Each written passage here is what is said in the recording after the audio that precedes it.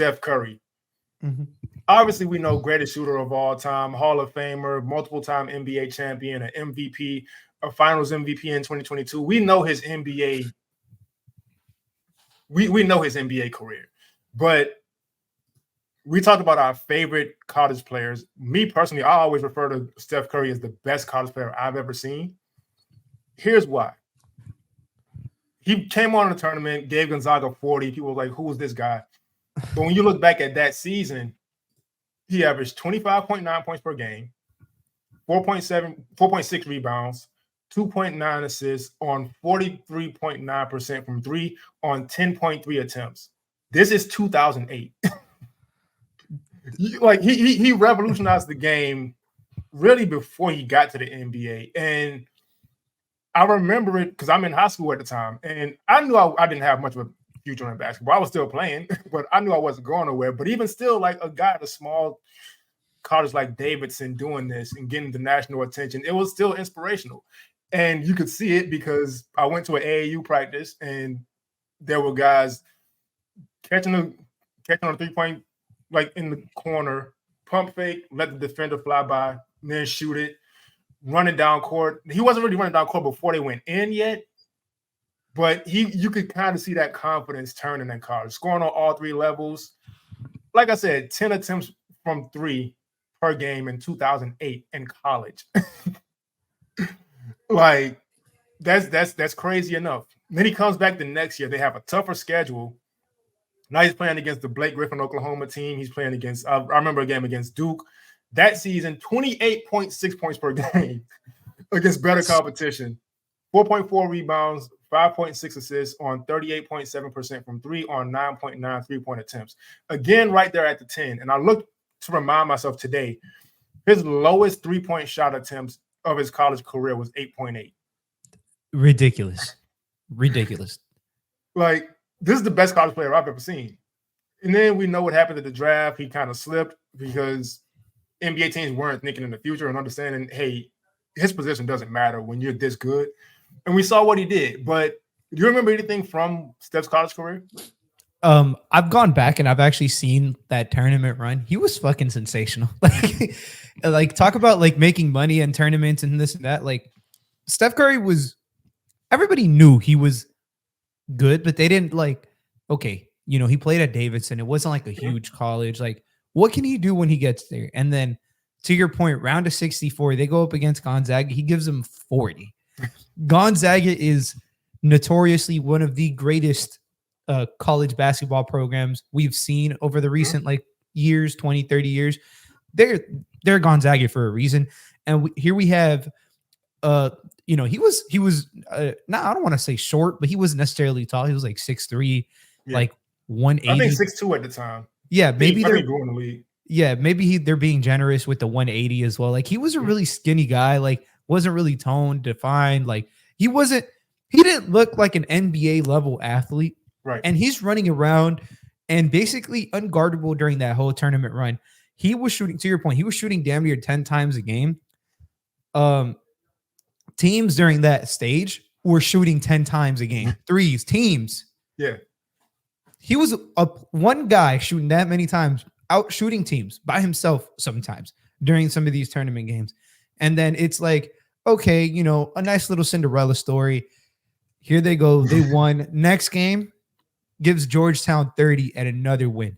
Next game gives Wisconsin 33 and another win.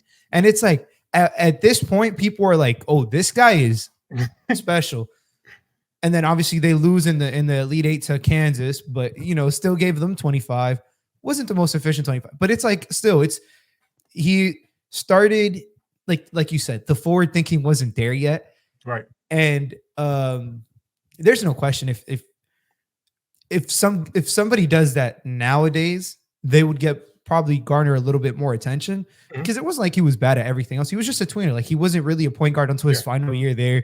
He was more of like a shooting guard, like just lighted up scorer. He kind of learned his way into being a point guard, and just Steph's whole like little Davidson run. I love these like players that come from these smaller colleges, and when they go into the tournament, they just set the world on fire. It's one of my favorite reasons for watching the tournament is you get to see some of these guys who you typically wouldn't see against this level of competition.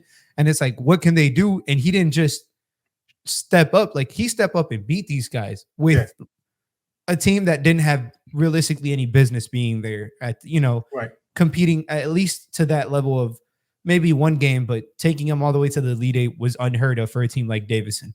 So Steph Curry was sensational. Nothing and like I said, he had been putting up those numbers that whole season leading up to the tournament, but nobody cared because it's Davidson. Like their schedule wasn't that strong. Like there were doubts to be had, and people just didn't know, obviously, as well. So he goes into the tournament and does that. And it's like, and the teams you listed, the Gonzagas, the Georgetowns, these are elite schools. Yeah. And then, like you mentioned, coming back the second year, not only with a tougher schedule, but having more playmaking responsibility. And all due respect to his teammates, but none of them had basketball careers after Davidson.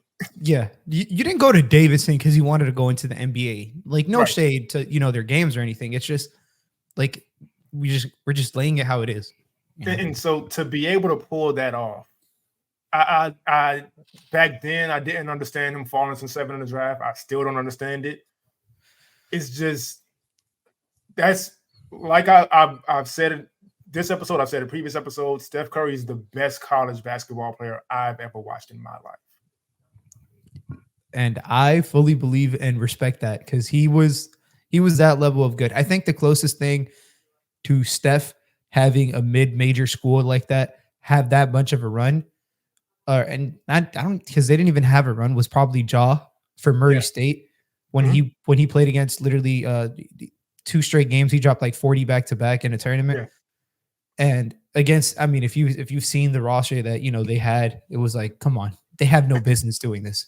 And they were literally just keeping their team afloat. And I know Ja lost the Florida State game by like 20 points. He had 40 of the team's 52 points or something. Like it was ridiculous. Yeah. But just think like those examples themselves, what the tournament and tournament time can do for a player's career. Yeah. Like if Steph doesn't have that run, he probably doesn't go to the NBA. He's probably just another guy who scored a bunch of points in a mid-major school. It is what it is. Ja Morant made a name for himself because a dunk went viral. Yeah. Like think about that for a second. Like this is what this time of year does for players. Yeah. You have 2 of the best players in the NBA. They made a name for themselves in March. And literally in March. And like you said, like Curry went all the way up to 7 in the draft. Yeah. Morant went 2, and in large reason due to what they were doing. It in some of the higher profile games, who knows, like you said, like Curry would have eventually talent prevails, I believe. Mm-hmm. So he would have eventually made a name for himself, but it would have probably taken a little bit longer. Like he wouldn't have had the same leeway. A 7th pick gets a lot more leeway to fuck up and times and chances than somebody drafted in the late 20s. Mm-hmm. So and players progress at different times and different speeds. So maybe like if his progression wasn't like, we would have maybe never gotten this version of Steph Curry, which is crazy to even think. Exactly. But here we have a 19-year-old in Davidson going up against Gonzaga, giving him 40, and then continuing to win 3 more games during that same tournament. And thanks to that, in large part to that, and then the next year following it up with another banger of a performance to be in conversations for, where he was top 10 lottery pick at the time, getting drafted. And, literally 15 years later, we have the greatest shooter that ever graced an NBA floor. And probably ever will, to be completely honest. Yeah, and that wouldn't be out of the realm of possibility for sure.